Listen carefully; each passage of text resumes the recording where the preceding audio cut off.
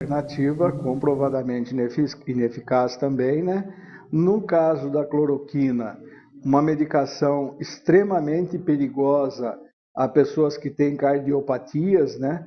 Principalmente arritmias, que têm efeitos colaterais graves nesses casos, né?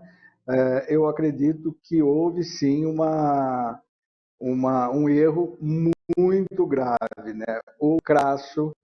E eu sempre disse e volto a dizer aqui: se o presidente Bolsonaro não tivesse sido tão negacionista, não tivesse tripudiado sobre a questão da doença, da pandemia, com certeza seria reeleito, Beto. A questão ficou justamente nesse ponto, né? Tanto que os deputados bolsonaristas, aqueles que são muito ligados a ele, continuam. A Bia Kicis, por exemplo, promoveu na Câmara uma palestra de um médico negacionista dizendo que as vacinas do calendário nacional de imunização deveriam não ser obrigatórias, né, para as crianças, ou seja, vacina quem quer. E isso nós já temos grupos anti-vacina aí fazendo muita coisa. Por sorte, a audiência teve 3 ou 4 pessoas sentadas lá no plenário da Câmara só, né? Então é isso aí, Beto. Eu acho que essa é uma questão muito séria, né? Saúde pública é uma questão muito séria, e quando você desdenha disso, você corre risco realmente de ter problemas. Vou citar um exemplo na época da ditadura, na década de 70, meados da década de 70, né? Quando começou aquela epidemia de meningite, eu acho que você se lembra disso também, que começou aquela vacinação em massa, o governo militar proibiu a divulgação, ninguém podia falar em epidemia, pandemia, né?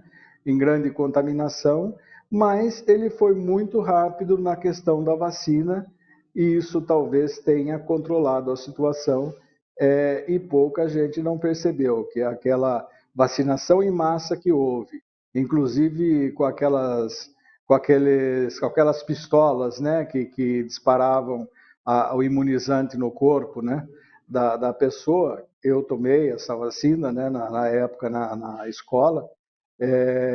Então você tratar a coisa da forma como deve ser tratada, né? Um exemplo é mais ou menos esse, né? A ditadura militar naquele período, que já era um período pré quase